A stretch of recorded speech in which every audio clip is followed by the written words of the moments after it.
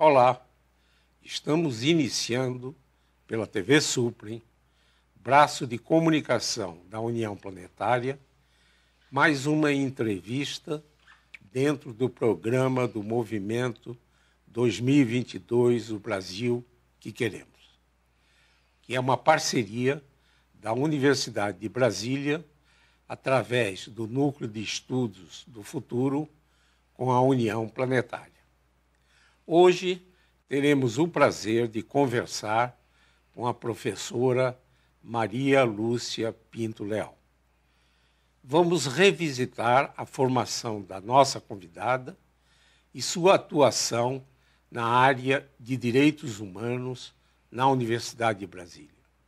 Vamos conhecer suas atividades e pesquisas no direito de crianças e adolescentes e conhecer as prioridades nessa área no Brasil. Vamos também conhecer as atividades do Centro de Estudos Avançados Multidisciplinares, o CEAM, revisitando suas atividades e as perspectivas para os próximos anos.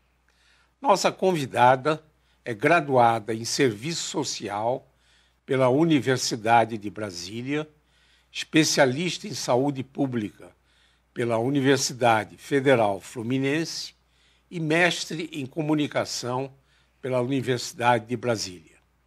É doutora em serviço social pela Pontifícia Universidade Católica de São Paulo. Possui pós-doutorado na Universidade de Coimbra, Portugal, e pela Universidade Complutense de Madrid, na Espanha. É fundadora e coordenadora do Centro de Referência, Estudos e Ações sobre Crianças e Adolescentes, o CECRIA, de 1993 a 1966. É coordenadora do Grupo de Pesquisa sobre Violência, Tráfico e Exploração Sexual de Crianças, Adolescentes e Mulheres. Desde 2002. É coordenadora do Núcleo de Estudos da Infância e Juventude, o NEIGE, do CEAM da UNB, desde 2009. Tem consolidada a produção científica na área de direitos humanos, principalmente de crianças e adolescentes. Publicou 14 artigos em revistas científicas, 14 capítulos de livros e 25 livros. Recebeu prêmios e homenagens, dos quais destaco o Prêmio Neide Castanha de Cidadania da Secretaria de Direitos Humanos da Presidência da República e professor honoris causa da Academia de Letras do Brasil. Atualmente é a diretora do Centro de Estudos Avançados Multidisciplinares, o CEAM, da Universidade de Brasília. Muito obrigado, professora Maria Lúcia Pinto Leal, por ter aceito ao nosso convite. Na minha primeira indagação, pediria para revisitar a sua formação e a sua vinda para a Universidade de Brasília. Muito obrigada pelo convite, professor. Me sinto muito honrada em estabelecer esse diálogo. E, para mim, estar aqui conversando com vocês me faz lembrar quando eu cheguei em Brasília, em 1974, com 14 anos, que eu fiz, na época, o científico e entrei para a Juventude Socialista. E o grupo Cuca, de Artes e Poesias. E logo depois entramos para a Universidade de Brasília na graduação de Serviço Social. Naquela época, a universidade, o Departamento de Serviço Social, Sociologia e Antropologia era junto. E os centros acadêmicos chamavam, nosso centro acadêmico chamava CACISO. Então, logo que eu entrei na universidade, eu já entrei para o centro acadêmico. E também participei do DCE, na época. Por que eu estou falando isso? Porque a formação acadêmica de um aluno ele não reside apenas na sala de aula. E naquela época, nós tínhamos vários braços de aprendizado. Na sala de aula, com excelentes professores, nos centros acadêmicos, na luta do movimento estudantil, que aprendi muito como pensar uma universidade do futuro e o que seria essa universidade do futuro. Era uma construção e uma formação aberta, multidisciplinar, onde as ciências sociais, fundamentada no humanismo, na justiça social, tem uma dimensão política. Então, uma formação não neutra do aluno, uma formação que pudesse fazer um cidadão capaz de transformar o seu conhecimento numa sociedade mais justa em qualquer área do conhecimento que ele vertesse a sua formação profissional. Então, me formei em serviço social. Logo depois, interessante que eu me formei em serviço social, mas naquela época a universidade a gente interiorizava, tinha um programa de interiorização. Então eu fui interiorizada para o interior da Bahia, uma cidade chamada Catinga do Moura, que ali tinha vários profissionais, professores de vários locais do Brasil, que investiam na saúde pública. Na época, o professor que estava ligado a esse programa era o Prata. Não sei se o senhor chegou a conhecer. O senhor Luiz Prata. Exatamente. Grande figura. Então, eu fui selecionada junto com alunos de antropologia e outras áreas do conhecimento para desenvolver medidas integradas junto à população de Catinga do Moura que estava infectada de esquistossomose, que incidia diretamente na saúde e também muitos óbitos naquela época. Então, nós fomos interiorizados, já quase me formando, fiquei um ano ali com arqueólogos, paleontólogos e tudo mais. E nós tínhamos que entender aquela comunidade, porque como poderíamos prevenir e evitar o óbito por aquela doença. Então, naquele momento, eu aprendi a importância da vivência do estudante junto a uma realidade concreta e problematizando algo de interesse profundo daquela comunidade, e realmente aquilo foi tão importante para a minha formação. Primeiro, saber socializar o conhecimento, e uma episteme interdisciplinar começou a frutificar dentro da minha experiência profissional. Aquilo foi de uma grandeza enorme. Então, quando eu voltei dessa experiência, eu entrei para o curso de especialização em política social, que estava sendo implementado no Departamento de Serviço Social. Na época, o professor Faleiros era meu orientador. E depois que eu desenvolvi esse estudo na área de saúde pública, a partir dessa experiência de Catinga do Moura, que eu coloquei a saúde a olho nu, eu fui trabalhar na Fundação de Serviço Social, na época, como assistente social. E nesse íntere, eu me envolvi com a área da infância e adolescência. Eu trabalhei com adolescentes autores de infração penal, com meninos e meninas de rua, e na perspectiva de buscar uma construção dos direitos e uma inclusão social e desenvolver um projeto de vida em que essas crianças pudessem desenvolver o seu bem viver. Então, na década de 80, de 85, quando eu me envolvi como assistente social na política pública, nós lutamos pela a Constituição de 1988. Foi um momento de redemocratização do país e, naquele momento, nós nos unimos com uma força muito grande junto aos profissionais que atuavam na área da infância, os movimentos sociais, e, coincidentemente, em 1985, foi fundado o Movimento Nacional de Meninos de Rua. Esse movimento, que nós nos integramos, foi fundamental para a gente incluir no debate da Constituição de 1988 o artigo 227 da Constituição, que trata-se, né, dos direitos fundamentais da criança, direito da família, do Estado e da sociedade, garantir os direitos fundamentais, a saúde, a educação e todas as formas de proteção e garantia dos direitos da criança e adolescente. E essa luta foi muito grande, não foi só a luta da área da infância, mas a questão da mulher, a questão racial, a questão indígena, os movimentos ressurgindo, né, daqueles anos escuros de ditadura militar. Então, nós fomos reconstruindo esses direitos, né, e isso foi fundamental para que a nossa Constituição cidadã pudesse traduzir a infância e a adolescência como sujeito de direitos, todas. Não importa em que classe, que cor, que território, que elas existiam. A partir daí, as crianças e adolescentes passavam a ser crianças sujeitos de direitos, rompendo com a perspectiva menorista.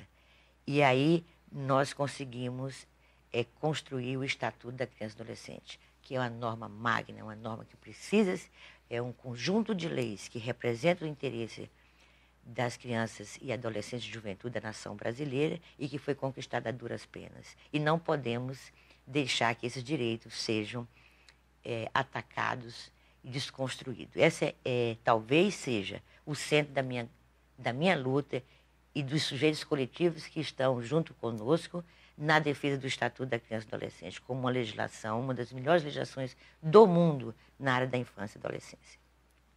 Sem dúvida, precisamos proteger e dar direitos às nossas crianças e adolescentes, que significam o futuro. Nós vamos fazer um rápido intervalo e voltaremos já já com essa interessante conversa com a professora Maria Lúcia Pinto Leal.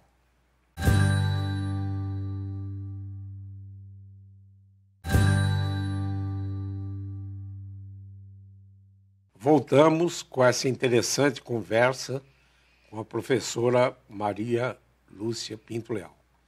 Professora, poderia destacar a sua grande experiência na pesquisa dos direitos humanos, principalmente de crianças e adolescentes, e dar um panorama atual dentro dessa temática no Brasil, enfatizando as prioridades dessa área. Ok. Em 1993, eu entrei para a universidade como professora e, no mesmo tempo, eu fundei o Centro de Estudos da área da criança e adolescente com um conjunto de professores. Logo que nós fundamos esse centro, teve uma CPI de combate à exploração sexual de meninas no Brasil. E nós fomos chamados a organizar, a coordenar uma pesquisa nessa área junto com o Brasil em função da exploração sexual de meninas em Serra Pelada, em Belém do Pará. Então, com isso, nós fizemos um estudo e, naquela época, essa questão não estava pautada nem nas políticas públicas e nem junto à sociedade. Essa denúncia foi feita pelo Movimento Nacional de Meninos de Rua e o Movimento de Mulheres na época, e também a imprensa internacional, quando estourou a denúncia, não é, do tráfico e exploração de meninas nos garimpos brasileiros, especialmente no norte do Pará. E, a partir daí, nós começamos a fundamentar essa discussão no Brasil, e o CEAM passa a ter um protagonismo nesse campo. Nós fomos, logo que desenvolvemos esse estudo, já mostramos que havia muita dificuldade, metodologicamente, de construir uma informação realmente eficaz, estratégica, sobre esse assunto, então precisaríamos criar um fórum de debate a respeito disso. Então, nós fizemos grandes encontros nessa área. Um dos mais estratégicos foi no governo do Cristóvão Buarque, quando ele foi governador do Distrito Federal. Ele nos concedeu salas e era um movimento muito importante de debate com a sociedade, e nós fomos chamados pelo Unicef e vários órgãos internacionais para sediar o Encontro Internacional das Américas para a área da infância e adolescência em situação de exploração sexual. Esse encontro veio articulado por Beijing em 1996, que precisava fazer um encontro mundial em Estocolmo contra a exploração sexual de crianças no mundo. Então, cada região do mundo deveria fazer o seu documento, uma carta. Então, ficou a cargo do SECRIA, na minha gestão, organizar esse grande seminário. Assim o fizemos. Nós trouxemos 90% dos países das Américas, reunindo governos, setor público, executivo, legislativo, judiciário, sociedade, setores produtivos, e naquele encontro nós fizemos a Carta de Brasília. E dentro dessa Carta de Brasília estavam, a partir da Constituição e do Estatuto da Criança, né, princípios fundamentais, diretrizes, metas e como articular, não é, as demandas da infância na construção dos seus direitos no contexto do Estado em nível local e transnacional. E com essa carta nós fomos para Estocolmo e lá, nesse grande encontro, foi feito, então, os países assinaram um acordo de responsabilidade de construir o direito da infância a partir das legislações nacionais e internacionais, não é? Que já existiam. Então, com isso, voltamos para o Brasil, e quando voltamos para o Brasil, nós fizemos algo importantíssimo, que foi o Plano Nacional de Enfrentamento à Violência Sexual, que aí entrava a exploração sexual e o abuso. E, nesse contexto, junto com a OIT colocou claro que a exploração sexual era uma das piores formas de trabalho infantil. E minha pesquisa, meus estudos se voltaram para a exploração sexual, que é uma relação que tem uma mediação de mercado, não é, de compra, não é, da compra de questões sexuais, que envolve as questões sexuais da menina e do menino. Então, a centralidade do nosso estudo era entender como esse fenômeno acontecia, que relações estabelecia e quem favorecia a existência desse fenômeno, dessa questão social. Então, uma das primeiras questões nós foi romper com a ideia repressiva, com a ideia moralista. Essa questão era um problema social que envolvia crianças e que nós não poderíamos considerar as crianças como prostitutas ou prostitutos, meninas e meninos, mas que estavam dentro de uma relação de poder desigual, portanto, eram prostituídos. E, nesse sentido, quando nós trabalhamos no sentido de avançar numa perspectiva teórica que levasse à construção dos direitos sexuais da infância e, ao mesmo tempo, que esses direitos sexuais fossem protegidos e garantidos dentro do Estado brasileiro. E, então, esse plano nacional foi muito importante para marcar o posicionamento do Brasil e de todos aqueles países que foram signatários contra esse tipo de violação de direitos. Então, daí para frente, nós desenvolvemos algumas pesquisas. Uma dessas que foi base do meu doutorado, que é a mobilização das ONGs no enfrentamento da exploração sexual. Porque aqui mostra que foi a sociedade que pautou essa questão e que levou esse debate, pautou esse debate no poder público e junto, especialmente, a fundamentar e garantir que o Estatuto da Criança e novas normas pudesse existir para proteger esse fenômeno que ainda estava escondido debaixo do tapete da sociedade. E nós fizemos, a partir desse estudo, nós fizemos um outro que foi muito importante, que foi a primeira pesquisa do Brasil na área de tráfico de crianças e mulheres. Nós coordenamos esse estudo. Esse estudo comprovou que 241 rotas de exploração sexual de crianças no Brasil, dentro dessas 131 internacionais. Nós trabalhamos com dados secundários e dados primários. E uma das rotas centrais era o Centro-Oeste, saindo do Goiás para a Europa, especialmente Portugal, Espanha, Itália. Essa rota, é claro que a rota é algo que é um conceito frágil, mas, de alguma forma, como nós fomos construindo essa pesquisa em nível nacional com as ONGs e com outros campos coletivos. Então, aquelas pessoas que trabalhavam ali dentro do seu estado tinham condições de verificar a saída de crianças nas estradas brasileiras, dentro dos caminhões, outros transportes, sendo objeto de exploração sexual por diversos consumidores. E essa pesquisa foi tão importante porque ela marca,